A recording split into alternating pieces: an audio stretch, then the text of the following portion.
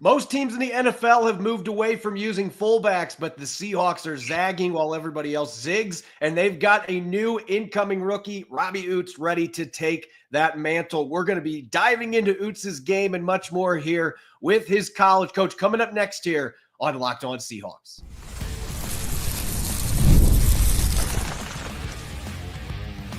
You are Locked On Seahawks, your daily Seattle Seahawks podcast. Part of the Locked On Podcast Network, your team every day. Greetings, 12s. You're listening to the Locked On Seahawks podcast, your home for everything Seahawks 5 days a week, part of the Locked On Podcast Network. Glad to be continuing our NFL Draft Coaches series. Hey, what's better than talking to one Alabama coach? Let's talk to two Alabama coaches. We've got Bryan Ellis, tight end coach for the Crimson Tide, joining us. Coach Ellis, greatly appreciate your time as we take a look at Robbie Ouzts and his fit in the Pacific Northwest. Yeah, man, fired up to be here. I appreciate y'all having me on. First off, congratulations on having one of your players selected. I actually believe you had a couple of tight ends drafted in this year's draft, and Robbie's going to be making a position switch. But before we talk fullback, doing some digging, I know that you are a college quarterback, so I'm curious on your thoughts here with that quarterback background. What do you think the ceiling looks like for Jalen Milroe in the NFL? What needs to be achieved for him to get to that ceiling from a developmental standpoint with the Seahawks? Well, you know, the thing about Jalen is there's not a better kid in this world, and there's not a guy that works harder at it than Jalen. So when you put those two things together, especially at the quarterback position, you at least give yourself a chance. And so when you talk about those things, I think he's got a chance to go be successful. You know, I think he's got to be around a creative coordinator that will put him in position to be successful. And I think if he's, you know, there's some things that if you do the things that he can do, then I think you got a great chance to be, you know, and what I mean by that is don't lock him into one, hey, this is our system, this is what we're going to do. And if you can't do it, you're not going to be successful. I think you got to figure out, hey, Jalen's going to be our quarterback. Jalen's going to be the guy that we want to put the ball in his hands every snap of the game and allow him to go be successful. And I think he's got a chance to do that because the type of human being he is and how hard he works at the game will allow him to go be able to do those things.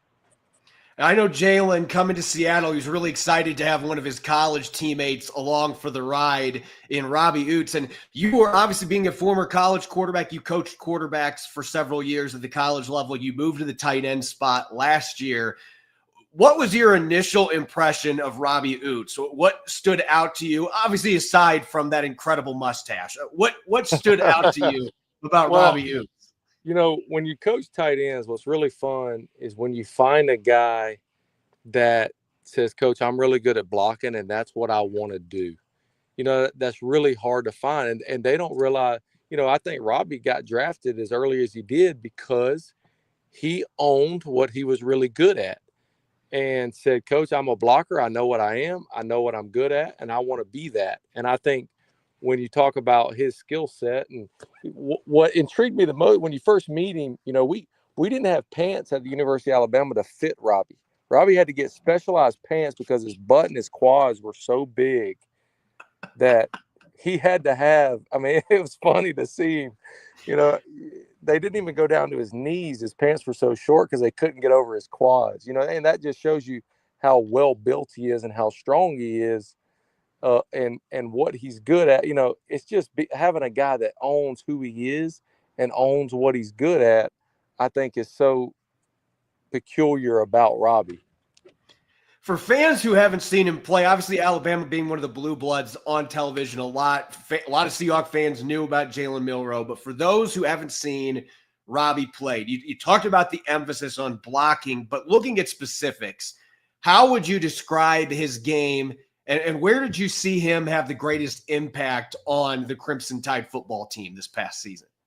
Well, the true old school guys that appreciate, and I need to excuse how I say that, appreciate real football. Robbie is a throwback. He's dirty. He's gritty. He's nasty. He never missed a practice at Alabama. He loves playing the game. You know, Robbie is an old school, I'm going to put my hat my face mask right underneath your throat, and I'm going to move you willingly every snap of the game. You know, he loves the dirtiness of the game of football. And I think that's really hard to find nowadays. You know, you watch him play. There's times at practice you have to tone him back, like, hey man, that guy's on our team. Like we need him for Saturday too. You know, it's just so much fun to coach a guy that, you know, my dad was a high school football coach that ran the wing T for 40 years. And so when you talk about, you know, my dad would come to practice and be like, man, who is number 45? Who's that guy? That's the guy I want on my team. And you talk about that, you know, that's Robbie Ouzts. That guy is, when you watch, what you talk about, football fans between the age of 50 and 70 are going to watch Robbie Ouzts play and go, that's what I remember football being like when I was 18 years old. That would be, well, you know, that's making me feel old. I'm 36, but I think I belong in that category too. I just, seeing him out on the field, you mentioned with the pants thing, seeing him out on the field at rookie minicamp is just like screams fullback, which look, that position has been on the verge of extinction in football in general. I mean, the NFL, not a lot of teams use fullbacks, or at least that had been the case, but it does feel like that trend is starting to cycle back a little bit. The Seahawks being another team that now are going to be heavily utilizing a fullback with Clint Kubiak. When you look at Robbie playing the fullback position, aside from the fact that he just looks like one, as you mentioned, he's the guy that gets off the bus and like, yeah, that guy's a fullback. When you look at that particular position, I'm assuming you love the fit here, but how do you see him projecting to that role after playing tight end at Alabama?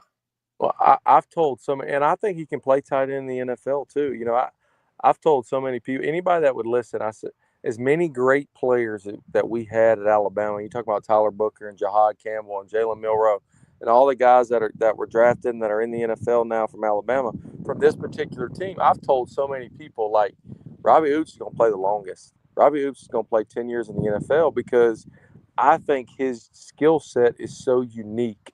There's not a lot of people like him. You know, you're not going to design a bunch of passes for Robbie, but when you throw the ball to Robbie, good things happen. He's got great hands. He's a great athlete.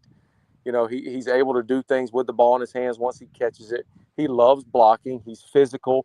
You know, when you talk about guys that can block at the next level in the NFL, you talk about guys that have great contact balance. And what I mean by that is when anybody can strike somebody, the guys that are really good at blocking in the NFL, because the defenders are so athletic, once they strike you, they're able to stay connected to you. And that's what Robbie's so good at, is he will strike you, but then he's so athletic and he stays on such great balance. Once he strikes you, he's able to stay connected to you and finish the block. And I think that's what's so unique about him. When you look at his skill set, tight end blocking versus fullback blocking is two different things. And I loved having the opportunity to chat with Robbie a couple times at rookie minicamp. And he was talking about the adjustments that he's having to make right now in terms of his angles on blocks and some of the other different stuff, how foreign it was being in a running back drill, which you want to talk about somebody that looked like a needle in a haystack right there, standing out like a sore thumb. He was that was a little bit of a revelation for him getting to work with the running backs there. But as far as those traits, what he learned of that tight end position, what do you see being the most transferable that's going to help him make that transition? Because like he said, it's going to take him some time to acclimate to playing out of the backfield. It's a whole new ball game compared to being an inline tight end. Well, he did a lot of off-the-ball things for us. You know, I think that those are the things that will help him is you know, nowadays you talk about playing college tight end. There's so much, and in the college you call it kind of the sniffer position, where he's kind of, you know, the fullback, you're talking about 4 or 5 yards behind the center or one of the guards. Whereas in college, you know, you're talking about a yard behind the tackle.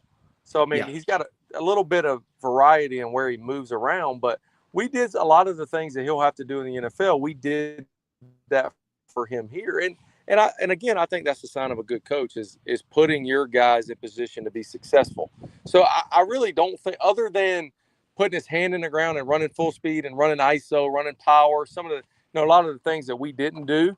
I think a lot of his skill set and what he did for us, I think will translate for him in the NFL for him to go be successful both at the tight end position and at the fullback position.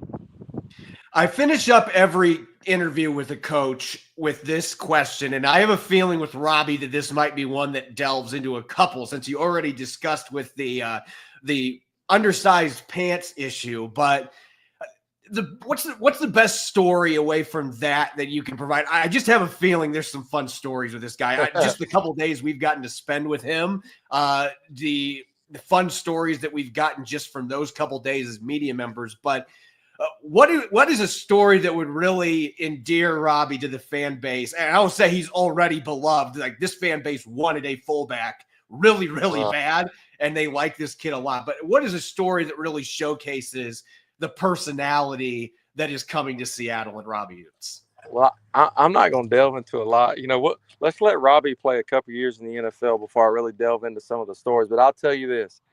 When the city of Seattle wins a football game on Sunday, you look out in Seattle on Sunday night after winning a football game, because Robbie, I'll tell you, if I was 21 years old, 22 years old, Robbie Ouzts is a person that I would love to hang out with after winning a football game. You know, you talk about Robbie would show up sometimes. He would play a game weighing 274 pounds on Saturday, and he would show back up at 3 o'clock on Sunday and weigh 284. And you would be like, my God, Robbie, it's been 12 hours since the game. What did you do? And, you know, Coach, I'd rather not tell you. You know, you'd have to get him back down to 270 pounds before the next game. And, you know, I would just tell you that Robbie is fun-loving. He's a great kid. He works his ass off at football. Nobody enjoys playing the game of football and physically moving another human being more than Robbie does. But when you win a game on Sunday, tell the city of Seattle to look out, because Robbie Ouzts is going to have a good time. I can promise you that. And I can promise you that the fans are going to have a good time. If he catches a pass in that stadium or he dishes out a pancake block, you are going to be hearing the 12 screaming Ouzts to the top of their lungs. And it's going to be very telling to what this football franchise is ingrained in. We haven't had a good fullback for a while, but it used to be a huge part of Seahawks football, and they're trying to bring that back. And Robbie seems like the perfect fit to make that happen in Clint Kubiak's offense. Coach Ellis, I want to thank you as always for coming on, and best of luck to you on the recruiting trail in this upcoming season with the Crimson Tide. Well, I appreciate that. Roll Tide, and good luck to Robbie and all of Seattle Nation. Thanks again, Coach Ellis. You've been listening to the Locked On Seahawks podcast. I'm your host, Corbin Smith. We're going to have a bunch more interviews coming up in our Coach NFL Draft Series. We are going to be speaking with North Dakota State, now offensive coordinator, Dan Larson, on tomorrow's show. So make sure that you are listening into that. And we'll have a couple more that will be coming up next week as we continue to learn more about Seattle's 11 incoming draft picks. As always, you can follow me on X and Blue Sky at Corbin Smith NFL, and make sure to follow Locked On Seahawks on YouTube or wherever you subscribe to podcasts to make sure you don't miss a single episode. When we come back later today, we've got a schedule to dive into. We know a handful of games already, at least, have been reported. Going to be diving into the entire Seahawks schedule, the most intriguing games, the toughest stretch, and much more. Make sure that you're listening in tonight after the schedule drops, and enjoy the rest of your afternoon. Go Hawks.